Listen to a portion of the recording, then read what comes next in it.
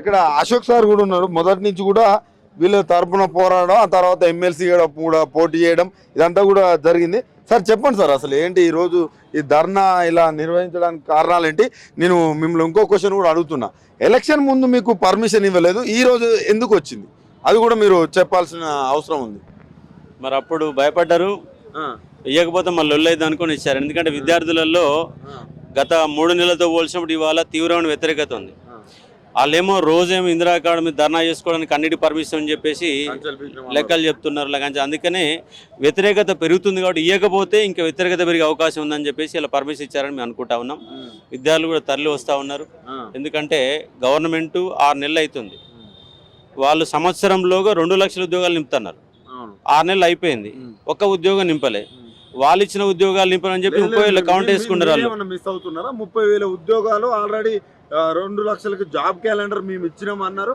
అది ఒక మీడియా వేదికగా మీరు క్రాస్ చెక్ చేసుకోవాలంటారు. అశోక్ సార్ గా మీరు కూడా క్రాస్ చెక్ చేసుకోవాలేమో. మరి వాళ్ళ మేనిఫెస్టోలో మేము వాళ్ళు ఇచ్చిన ఉద్యోగాలు కూడా ఇలా పెట్టుకున్నాం చెప్పలేగా. వాళ్ళ మేనిఫెస్టోలో టీఆర్ ఇచ్చిన 89,000 ఉద్యోగాలు కూడా మా మేనిఫెస్టోలో ఉన్నాయని చెప్పి రాసి ఉంటే మీరు లెక్క పెట్టుకునే వాళ్ళం. మీరు 2 లక్షల ఉద్యోగాలు ఇస్తున్న ఇంత పెద్దగా 4-5 పేజీలు లెక్క పెట్టేసి నిరుద్యోగులని ఆకాశంలో మేడలు కట్టించి ఆకాశంలో మీరు కూర్చోరు అన్నట్టుగా ఒక మేనిఫెస్టో తయారు చేశారు. 1% అన్న విద్యా వ్యవస్థ మీద మీ చర్చ జరిగిందా? ఇవాళ ప్రైవేట్ స్కూళ్ళలో ఇష్టారాజ్యంగా దందా నడుస్తుంది. ₹1,00,000, 2 లక్షలు, 3 లక్షలు, ఇంటర్మీడియట్ వాడికి 5 లక్షల రూపాయలు ఫీజు వసూలు రాష్ట్రంలో. మరి కనీసం సోయిందే గవర్నమెంట్కి? ఒక ఫీ రెగ్యులేషన్ కమిటీ ఉన్నదా? ఒక కమిటీ లేదు. ఇవాళ ఉద్యోగాలు వేస్తామని 2 లక్షల ఉద్యోగాలు అన్నారు. గ్రూప్ 2లో ఒక్క పోస్టు పెంచాలి. ఒక్క పోస్టు పెంచలోని మీరు 2 లక్షల ఉద్యోగాలు ఎట్లా ఇస్తారు? ఇప్పటి వరకు ఒక ఐఏఎస్ ఆఫీసర్ ఆధ్వర్యంలో కూడా ఒక కనీసం చర్చ జరగాల, ఒక మీటింగ్ జరగాల. విద్యాశాఖ మంత్రి లేడు. 2 లక్షల ఉద్యోగాల పైన మీకు ఇంతవరకు ఏ ఉద్యోగాలని అవగాహన లేదు. అలా ఏదో ఆలోలు చెప్పారని చెప్పేసి మేనిఫెస్టో తయారు చేశారు. ఆ మేనిఫెస్టోకి ఇవాళ ఉన్నటువంటి వాస్తవానికి చాలా విరుద్ధంగా కనబడతా ఉంది. కాబట్టి ఈ ప్రభుత్వానికి 6 నెలల్లో తీవ్రమైన వ్యతిరేకత వచ్చింది. రేపు నెక్స్ట్ ఈ ప్రభుత్వానికి ప్రతిరోజు ఎదురయ్యే ఇబ్బందులు ఏంటంటే నిరుద్యోగ ఉద్యమాలే ఎదురవుతాయి. వీటిని ఎదుర్కోవడం చాలా కష్టమవుతుంది. నేను 2016లో ఏమని చెప్పినంటే నెక్స్ట్ 2020 నాటికి వచ్చే ఉద్యమాలని నిరుద్యోగ ఉద్యమాలే. నాట్ ఓన్లీ తెలంగాణ కూడా దేశవ్యాప్తంగా వస్తుంది. ఇవాళ దేశవ్యాప్తంగా నిరుద్యోగులంతా మానసిక సంఘర్షణతో ఇబ్బంది పడుతున్నారు. చదువుతున్నారు, పుస్తకాలు పట్టుకొని సంవత్సరాలు చదువుతున్నారు. కానీ ఒక పీజీ చేసిన వాడు, ఒక పిహెచ్డీ చేసిన వాడికి 15,000 రూపాయలు కూడా జీతం తీసుకోలేని పరిస్థితులలో తెలంగాణ రాష్ట్రం ఉంది, దేశం మొత్తం అట్లే ఉంది. కానీ నిరుద్యోగులకు ఉపాధి కల్పనా కేంద్రాలు ఏర్పాటు చేయండి, టెక్నికల్ స్కిల్ నేర్పండి, వాళ్ళ చదువు రాకపోతే చదువు నేర్పండి. సర్టిఫికెట్లు ఇచ్చే చదువులు కాదు మాకు కావాల్సింది, సమర్థత ఉన్న చదువులు కావాలా. వైఎస్ రాజశేఖర కాలంలో ఇష్టానుసారంగా ఫీ రియంబర్స్మెంట్ల కోసం కాలేజీలు ఇచ్చినాయి. తీరవస్తే ఏమైంది? పట్టాలు ఉన్నటువంటి విద్యార్థులు తయారయ్యారు కానీ క్వాలిటీ ఉన్న విద్యార్థులు తయారు కాల. అంటే 3 ఏళ్ళు 4 ఏళ్ళు బీటెక్ చేసిన తర్వాత కనీసం ఎలాంటి ఒక వ్యవస్థలో పనికొచ్చే విద్యార్థులను తయారు చేయలేకపోయారు. దాని కారణంగా ఒక బీటెక్ చేసిన వాళ్ళు కానిస్టేబుల్ ప్రిపేర్ అవుతున్నారు. ఒక ఎంటెక్ చేసిన క్యాండిడేట్, ఒక పిహెచ్డీ చేసిన క్యాండిడేట్ గ్రూప్ 4 ఎంప్లాయీగా మారడానికి ప్రయత్నం చేస్తూ ఉన్నారు. ఇదేంటంటే ఇవాళ ఉపాధి మార్గాలు ప్రైవేటు రంగంలో సరైన రీతిలో లేకపోవడమే ప్రధాన కారణం. మీరు ఇక్కడ ఒక మాట అన్నారు, బీటెక్ చదివిన వాళ్ళు కూడా కానిస్టేబుల్ అవుతారు అన్నారు.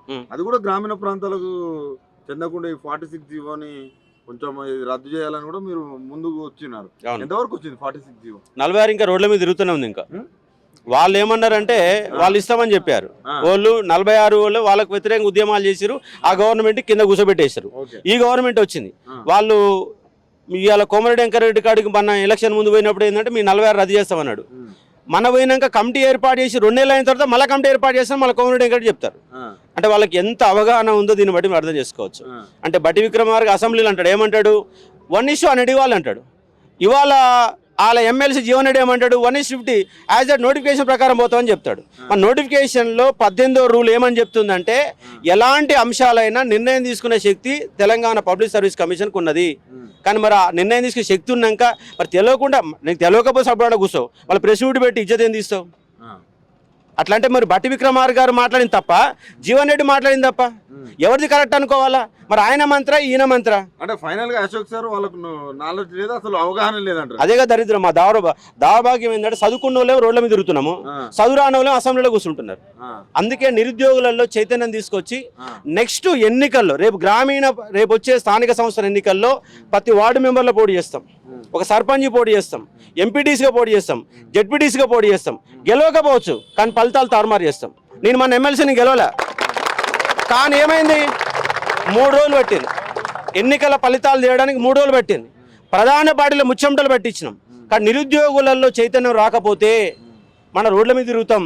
చదువురానోడు, రియల్ ఎస్టేట్ వ్యాపారి, డబ్బులున్నోడు, పోయి అమెరికా పోయి డబ్బులు సంపాదించుకున్నోడు ఇక్కడికి వచ్చి ఎమ్మెల్యేగా పోటీ చేసి మనిషికి 2,000 రూపాయలు ఓటుకు ఇచ్చేసి కొనుగోలు చేసి అసెంబ్లీలో కూర్చుంటున్నారు. పోయి ఆడ పోయి నిద్రపోతున్నారు.